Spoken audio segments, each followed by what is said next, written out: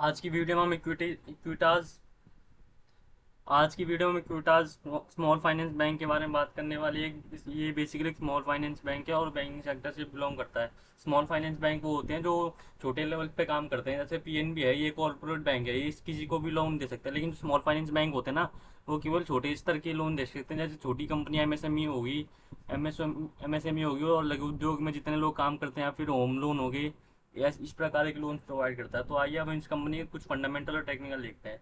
Fundamentals देखने के लिए हम सबसे पहले आएंगे स्क्रीनर पे, और स्क्रीनर पे आने के बाद हम सबसे पहले अपना स्टॉक सर्च करेंगे, स्मॉल फाइनेंस बैंक।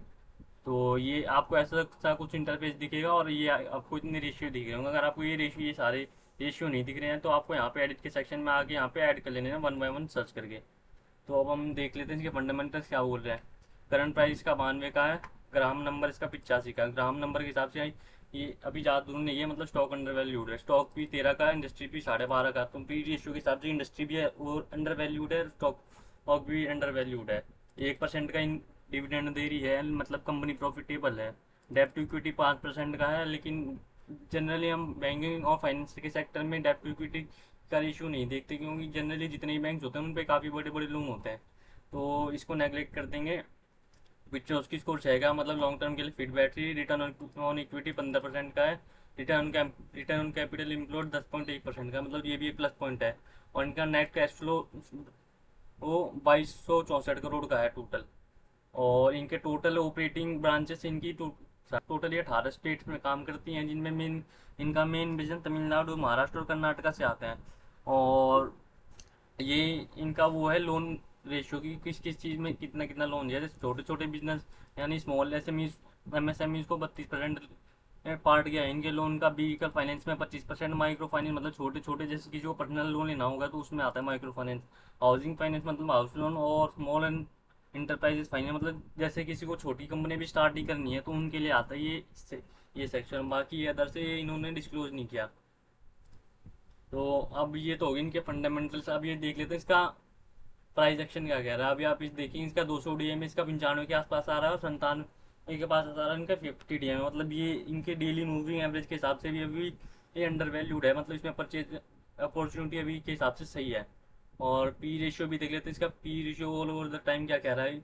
आप इसका मीडियन पी देखें तो 16.5 के आसपास आ रहा है, और करंट में इसका पी 13.1 का है, मतलब पी रेशियो के हिसाब से भी अंडर वैल्यूड है। हाँ, अब हम इसका इन्वेस्टर पैटर्न देख लेंगे, इसका शेयर होल्डिंग पैटर्न क्या बोलता है। आप इसमें देखेंगे 0% प्रमोटर्स हैं, जो देख के आप घबरा रहे होंगे 74% से प्रमोटर होल्डिंग जीरो क्यों हो गई। ये घबराने वाली कोई बात नहीं है, क्योंकि जितने भी स्मॉल फाइनेंस बैंक होते हैं, फिर बैंकिंग सेक्टर के ना काफ़ी बड़े बड़े कंपनी जैसी होती हैं जिसमें प्रमोटर होल्डिंग तो जीरो होती है, लेकिन फिर भी वो कंपनी बढ़िया परफॉर्म कर रही होती है। आप इसमें एफ आई एस देखेंगे तो 19% की, 45% की डी आई एस है। अगर किसी भी स्टॉक में अगर आपको अच्छी खासी इंस्टीट्यूशन शेयर होल्डिंग दिख रही है तो आप उसमें आंख मूंद के भरोसा कर सकते हैं और निवेश कर सकते हैं। लेकिन ये कोई एकमात्र डिसाइडिंग फैक्टर नहीं है, और भी कई सारे फैक्टर हैं जो कंपनी की ग्रोथ पे वो कंपनी की ग्रोथ पे प्रभाव डालती है। और ये तो हो गया इन्वेस्टर और ये फंडामेंटल। अब हम इसके टेक्निकल देखने के लिए सबसे पहले आएंगे ट्रेडिंग व्यू पे। ट्रेडिंग व्यू खोल लेते हैं और अपना स्टॉक सर्च कर लेंगे। आपको कुछ ऐसा ऐसा चार्ट पैटर्न दिखेगा। अब इसमें हमने थोड़े सपोर्ट और रेजिस्टेंस बना लेते हैं कि इसका लेटेस्ट सपोर्ट क्या कह रहा है और रेजिस्टेंस कहाँ क्या बोल रहा है।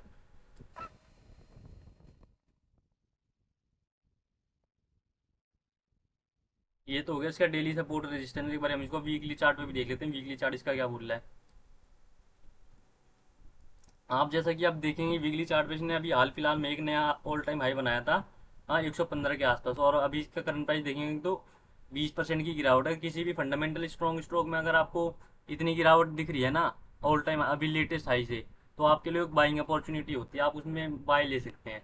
और आप इसका आर एस आई भी देखेंगे तो बाइंग लेवल में, बाइंग जोन में है, और ऑस्मोसलेटर भी यही इंडिकेट कर रहा है।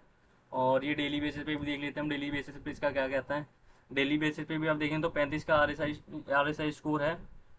और औसम ऑसिलेटर भी नीचे की तरफ बनते दिख रहे हैं, मतलब इसमें सेलिंग प्रेशर अभी ज़्यादा है। तो आपको आने वाले टाइम में थोड़ा बहुत प्राइस में और करेक्शन देखने को मिल सकता है। अगर आपको इसमें कोई बाय लेना है तो आप दो वो पार्ट में ले सकते हैं, एक तो 92 के आसपास, और बाकी अगर आपको इसमें और गिरावट देखने को मिलती है तो आप इसमें 82 से 85 के भाव में भी आप लेने का देख सकते हैं। हालांकि ये कोई आपको वो फाइनेंशियल एडवाइस नहीं है, ये हमारी केवल रिसर्च है। अगर आपको किसी भी प्रकार का निवेश करना हो तो उससे पहले आप अपनी रिसर्च जरूर करें।